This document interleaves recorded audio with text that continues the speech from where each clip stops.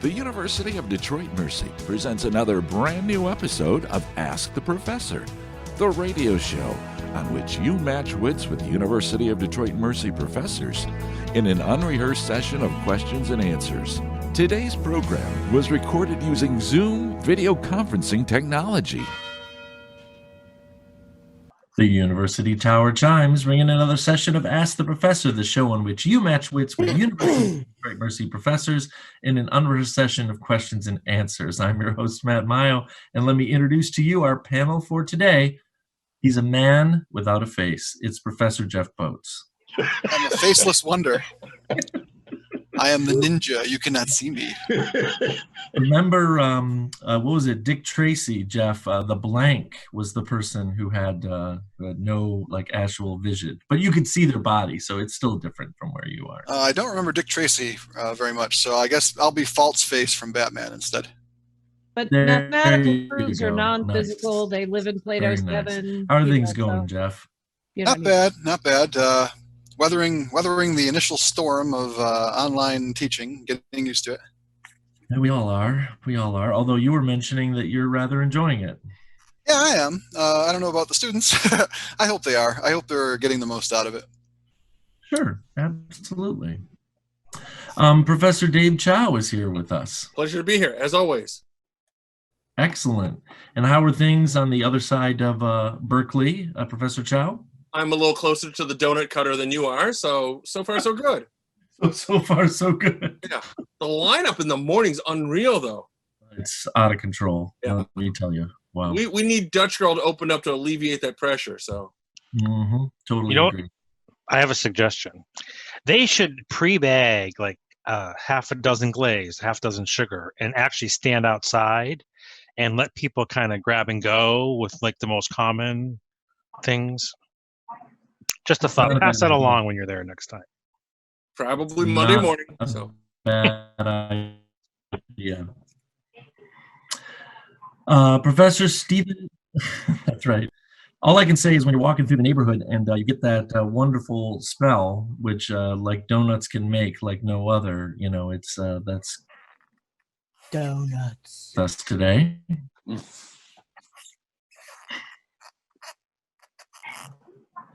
Uh-oh. I am having an internet problem, and that's not good. Can you guys see me? Yes. Yeah, you're coming in a little laggy, though. Yeah, Yep. You're a little laggy. Uh-huh. Makes for an interesting show. You're laggy. I am laggy. Again, happy birthday, Professor Stephen Manning. Thank you. Yes, indeed. And what will the festivities surrounding your long 4-day birthday weekend, entail? It's going to last 4 days. Good. I was not aware of that, but good. it was a tough birth. It was a tough birth. I'm glad to hear it. You know, you mentioned that. My mother claimed, since it's very close to Labor Day, my mother claimed that there was no Labor Day before my birth. Labor Day was created as a result of the difficult birth. Wow. Thanks, Mom. In commemoration of her experience. Thanks, Mom. All these years of guilt. Thanks for that. Thanks. You're talking to a man who was born on D-Day here, okay? I mean, come on. I was about to introduce Professor Mara Livezey, but I think someone else got to it before I could. Hello, Jupiter. Jupiter has found my mic. Uh-huh. And your jugular, too. It. Yeah, apparently. Oh my gosh, that is hilarious. Absolutely. This is why Mia cannot be in my office during classes, because she'll do exactly that. Yeah. How are things, Mara? It's a toy on a stick. She's just got to get to. Things are going good. You know, I'm doing my best as I can, and I'm finding the time actually to make a lot of small concept videos that should help me for many years to come. Excellent. Most excellent. Investment, not just for the semester. Yes. Good. Professor Jim Tubbs is here with us. Hello, hello. How are you doing, Jim? Well, it's nice to be here on a Friday. Absolutely. Absolutely. Friday always feels good. That was one of my big lessons from 6 months of a pandemic. You can't take the Friday out of Friday for whatever. That's true. That's true. Mm-hmm. Pretty sure that's necessarily true. Just saying. Have you taken the Friday out of Friday? Yeah, that is a good question. I now that's got my mind racing at 1,000 miles per hour. I got to think about it. I don't know. I just don't know. Does it feel like a Friday? All I can say is it reminds me of the classic Seinfeld bit where Kramer's like, "Is it Wednesday? It feels like Tuesday," and they all look at him like, Tuesday Friday being Friday all depends on what you've got to do on Saturday. Right. That's what makes all the difference in the world. That is the There's truth. some truth to that because I remember working on the weekends in college and having to get up, the shift was 7 to 3 and, not being particularly excited when Friday came around for just that reason. Yeah. All right. Continuing around the horn here, Professor Heather Hill is with us today. Hello. Hello, hello. What's up? You tell us. Well, yes, I can tell you something because I know. How's the book coming? Yeah. What? How's the book coming? So. But anyway, yesterday morning, I found a groundhog in the tomato. No way. Oh, whistle pig. Yes, in your whistle tomato pig. patch. Ate Could a be bunch one of that great wandered tomatoes. over from my yard. You never know. I don't think so, but I don't think they travel that far. Maybe they do. I don't know. Ate a bunch of the fresh grape tomatoes off the vine. Of course. Yeah. Damn you rodents. Those whistle pigs, they will do it. Yeah. And then it ran into the garage. Ew. No. Did you kill it? You don't kill it. And then it Set a started up cat the on it. mower. And then it started doing the yard work. That would be good. Jeff, I'm very thankful for that comment because the first thing I thought of was some sort of sitcom where it runs in and then the car just leaves the garage immediately. The whistle pigs are taking over. I'm going to the pet store. I've got $100 and all night. It was a pretty big groundhog. Uh-oh. That's not good. That's not good. Yeah. Professor Beth Oljar is also here with us today. Hello. What's shaking, Beth? Not much. Looking forward to having Professor Manning and Professor Hill over tomorrow night for some food, some Day 2 of quesadillas on the birthday? grill. Yeah, that'll Excellent. be fun. Yeah. Yummy. It's going to be a very mild weekend in Metro Detroit, and I, for one, am very thankful. I know, it should be great. Yeah, it's like pre-autumn here. Yes, it is. Last but most certainly not least, it's Professor Dan Maggio. Hi, Matt. How are you? What's going on? Not much. Looking forward to the weekend. Extended weekend. That's right. I'm sure you saw me do the classic I'm talking to somebody else thing a second ago because, Enzo may or may not have had his ear against the door to the room that I'm in and says, give them this as a prop because the green mushroom makes that sound in Super Mario Brothers. I'm going to tell him to cool it for a while, okay? Like, take a couple weeks off, get us your video game a little bit. Oh, my. He's really attacking this like he wants to help you, So what can I say? Passionate and invested. These are good things. That's So right. are they actually playing Mario Brothers? There are many different modern versions, as in over the last few years of Mario Brothers, but they do play those games. Yes, absolutely. A mainstay. Are they able to quit for 2? Is that the same withdrawal symptoms that you would experience if you quit, say, drinking or food? Yes. Yeah. Yes. Psychologically speaking, I think we gotta go there at some point. Okay. Yeah. When it's a beautiful day outside and you want to be on a screen, something may be right or wrong with that, right? Okay. Folks, this is a program where you can send us questions regarding anything. If you stump our panel, you win a prize. If you don't, you win a prize. You can send the questions to us in a number of ways. You can email us at atp@udmercy.edu. Find us on Facebook or Instagram, or if you'd like, listen on your favorite smart speaker by asking it to play Ask the Professor at University of Detroit Mercy. in honor of Professor Stephen Manning's 29th birthday, we have some questions written by Professor Stephen Manning here. And of course, he's on the call, so he's just going to gloat the whole time as he stumps us over and over and over. Hey, you don't get to answer them. You can't answer these. You can't answer these. And by the way, Stephen, no grading rubric supplied, so we pass. All right. We're assuming we'll pass no matter what. That's right. I assume so, yes.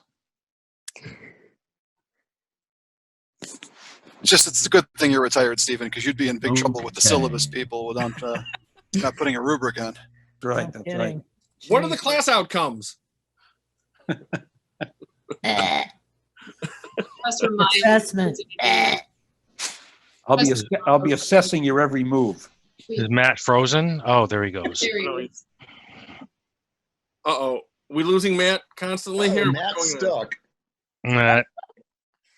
Come back to us, Matt. Walk to the light. Your crown is great. Come back to the light. Oh my gosh. Well, can you hear me, professors? Yes. Yep. Yes. Uh-oh. Uh-oh. Nope, we lost you. But not anymore. You think his kids are playing with Only the a modem? certain peanut bred specifically for the proper size. No. We're not hearing you. Virginia peanut. You should start that question over again. And Didn't then hear they the can, question, but that's my answer. Yeah, let me try again. This is, of course, by the way, all my fault for hosting this Zoom, but you know what? We'll clean it up in post. Only a certain peanut bred specifically for the proper size and look of the shell makes the cut for sale at Major League Baseball games. Although grown in several states, hint, hint, what is the baseball peanut called? I think we already heard the right answer. Virginia peanut. It's the Virginia, yes, which, by the way, just for the record, is grown in the Carolinas, Texas, and New Mexico. Okay. Absolutely. I think I see where you're going with these, Stephen. That's a good question. Yeah, it is a good one. The Sports Business Journal reported in 2017 the average age of a Major League Baseball viewer with a V was 87. 45. 62. I mean, if you take Jim and Mara and do some fancy math, you end up right where you need to be, 57 years old. Really? Wow. For the record, how many years older than the average age of a viewer of the NBA? Probably 30. 25 years. 30, 25, something like that. You guys are getting kind of funny, but it's 15, and that's frankly enough if you start thinking about it, you know? Yeah. Yeah. Yeah. So baseball should be concerned about that statistic. Yep. They better be. Well, but there's always a growing crop of old people. True, but don't they want to reach a younger audience? You'd Guess hope. I think just listening to my own family, I think younger people get impatient with baseball. They say it just moves too slow. We want something faster. As a little league coach, I can't agree more with that.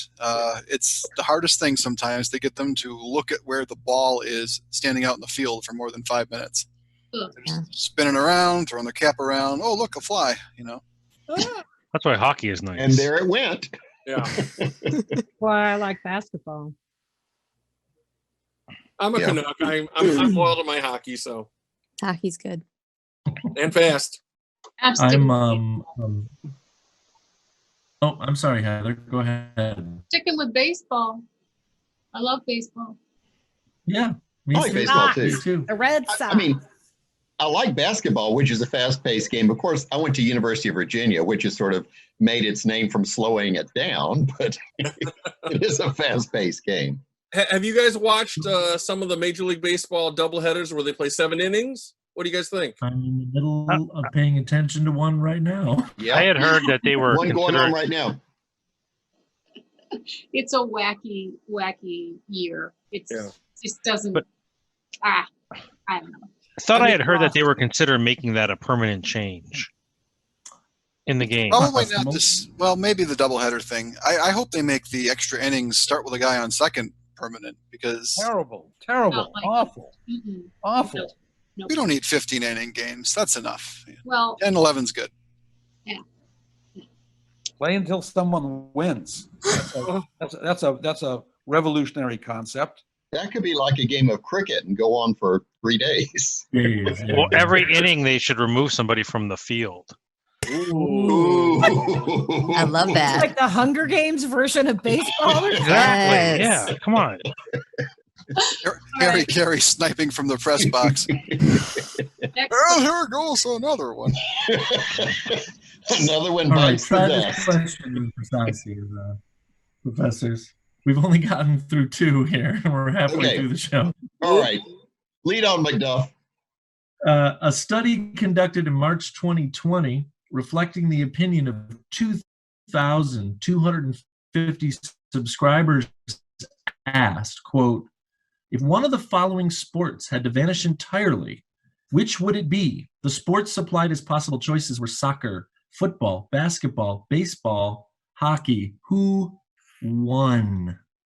Football. Football, American probably. football. American football, yeah.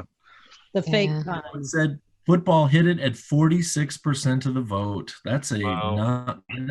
I used to love significant, football. yeah. It used to be like a religion. And then I had kids, and all those concussion reports came out, and I'm thrilled to death. None of my kids Yeah, could care less None about are football. interested. Yep. Yeah. So dangerous. Absolutely. FYI, basketball was on the other end of that spectrum. So that's the one apparently everybody wants to retain, only Really? getting 7% I thought of the I vote. thought soccer would have been on there. Number 1 on there.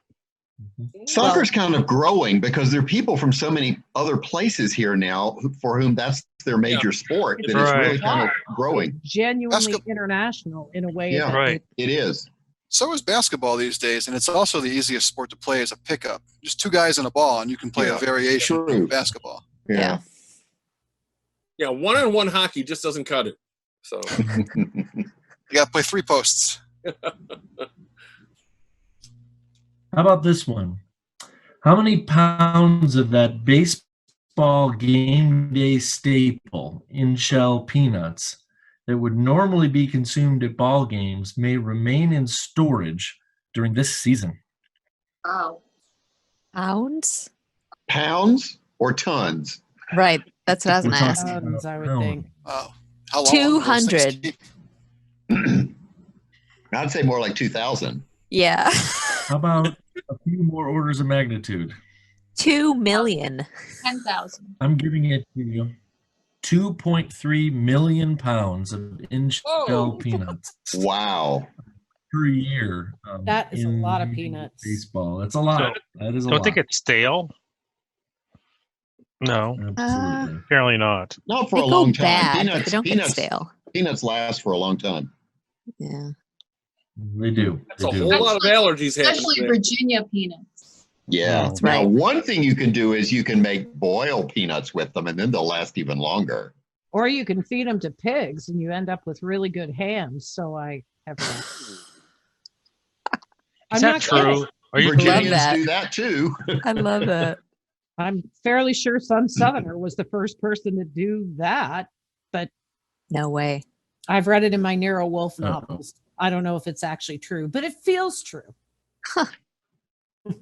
It should be true. Yeah, why Okay. not? And as every week, this week's edition of the Beth Oljar Show is brought to you by bacon. Bacon is awesome. Little pigs are just bacon seeds. Come on. Oh.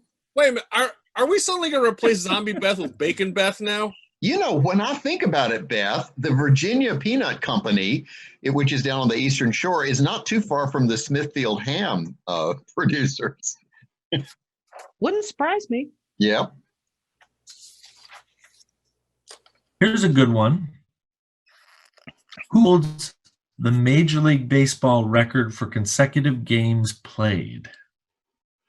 Oh, that Orioles guy. What's his name? Cal Ripken Jr. Yeah. Yeah, Cal Ripken Jr.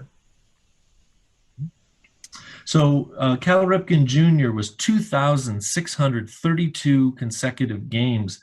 Who held the record before him? Is that Lou Gehrig? Yeah, the Iron Man. I think it was Lou Gehrig. Yeah. Technically, he did Mhm, the game Lou before he. Gehrig. Never mind. I was trying to make a joke, This is assuming incredible. that there was a distance between. Never mind.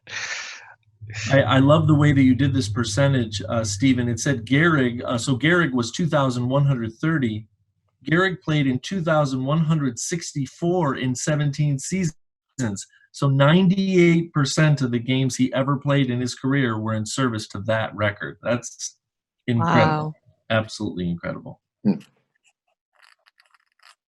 What are the details surrounding the longest game ever played in professional baseball history?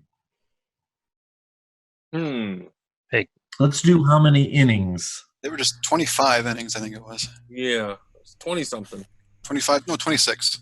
Oh my God. Yeah. No, it's, you're not going to believe this, but holy smokes, it was north of that. This must be going way back then, because I don't know. Yeah, like who was pitching? What, The Pet 30, Boys? Yeah. 35? Like farther back, if it's going to be more than 26. You know, it says here that there were 33 innings. Whoa. How long? Oh, Lord. Oh. That's a baseball game in hell. I mean, Yeah.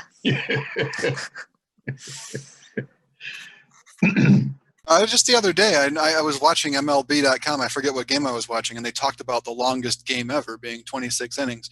But maybe this is after a certain point, like modern era or something.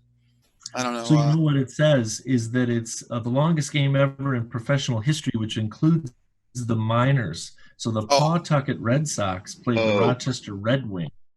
And it's a real game because that gets recorded into the record books. Are you sitting down? I think you all are. 8 hours, 25 minutes. Ooh. You wonder if anybody in either of those towns ever went to a baseball game again. Yeah. I probably stretched out over more than one day, too. If it was started at night, they probably didn't finish the same day. That's exactly right. It says after a 30-minute delay from the scheduled 8:25 p.m. start time because of lighting problems, the first 32 innings were played on April 18th into the early morning of the 19th with the teams locked in a tie. The game was called at 4 a.m. It was finally resumed and decided in the 33rd on June 23rd, with, of course, making Heather happy, Pawtucket taking the win at 3-2. Wow.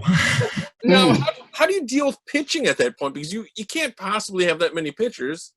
Well, no, other players come in and pitch. Yeah, I know, but not pitchers. Now, if other players are coming in and pitching, how is the score 3-2? These teams must have been awful. It reminds me of the old days of the Tigers. I'm like, if Don Kelly is pitching in this game, holy smoke! But he could do a lot of things. No, he could. I think he played every position on the field. Yeah, was it?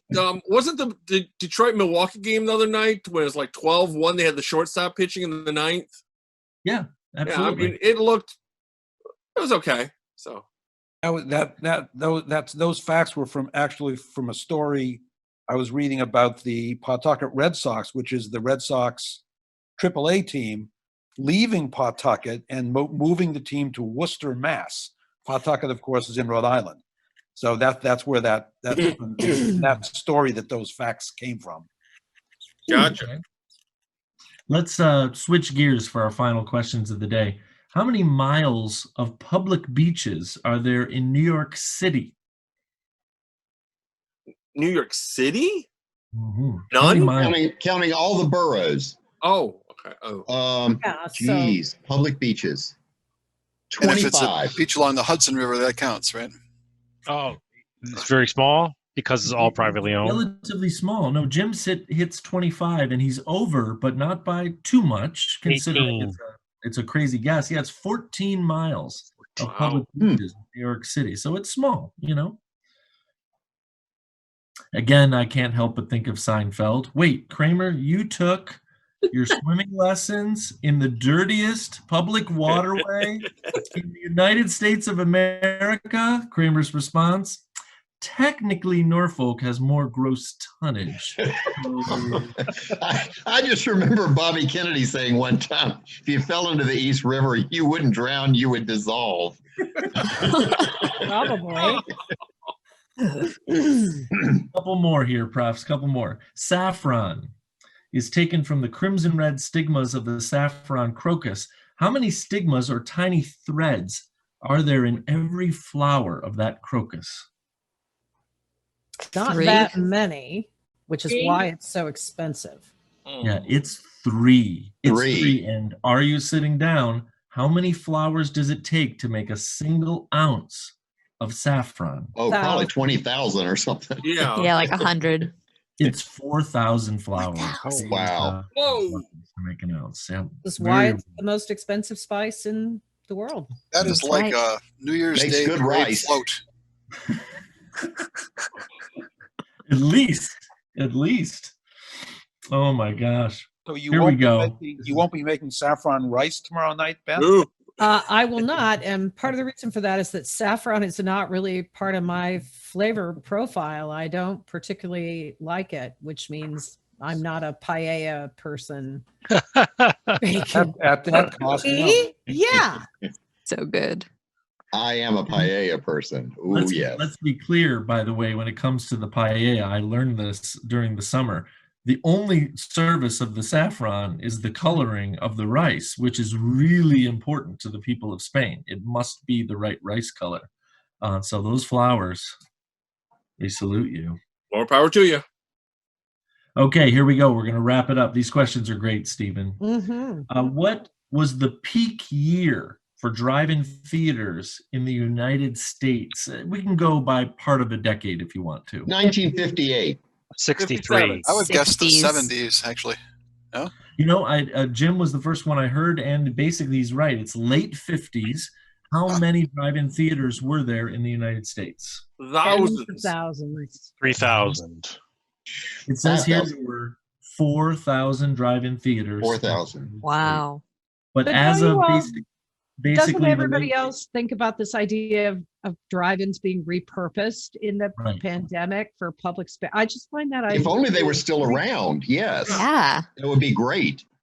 I remember the last movie I saw at a drive-in. Because you could use them for a lot of things. You could use them for drive-in worship as well, which And has been people done have, in the past. which I think Yes. is really, really cool. Yeah, it would be great if they were just available, because Wait a minute. that happened It would to be pretty try good to for catch the social beach distancing, crowd too. when I was growing up.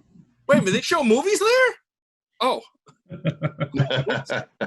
So as of the late 20-teens, how far had the number from the late 50s gone from 4,000? Oh, it's probably down to about 800 now, isn't it? 160, some. Like 400. Yeah.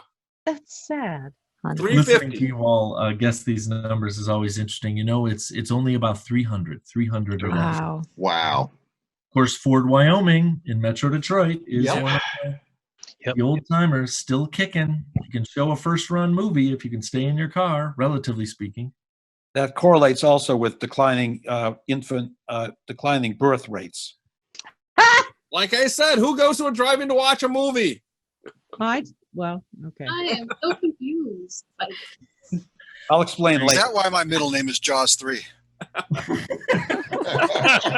Yeah. Your middle name's Concessions. I've only been to a drive-in once in my entire life when I was quite a bit younger, but I can remember the movie that I saw there, and it was Gremlins, and it was spectacular. Oh my God. I feel so old. I can remember going with my whole family to see the 10 Commandments in, what was it, 1956, 57, Whoa. something No, like no, And that. now I Jim. feel less old. So thank Jim, you. we hate to tell you, that wasn't a drive-in. We're actually there, Jim. That wasn't a drive-in. That was real life. You all are pretty much on fire, and I gotta say thanks to the listeners in the panel for filling in for my bad internet connection today, but I'm afraid that that's all the time that we have, so it's time to say goodbye. Dan, Goodbye. Beth, Bye. Heather, bye. Jim, Goodbye. Mara, Goodbye. Stephen, Bye. Dave, See ya. and Jeff. Let's all go to the lobby and get ourselves a treat. And now these words from University of Detroit Mercy. Ask the Professor is transcribed at the facilities of our houses, but we're still out of the Department of Communication Studies in the College of Liberal Arts and Education at University of Detroit Mercy. Ask the Professor is produced and technically directed by Michael Jason and Brian Masonville, and our executive producer is Professor Jason Roach. Until next week, I'm your host, Matt Maggio.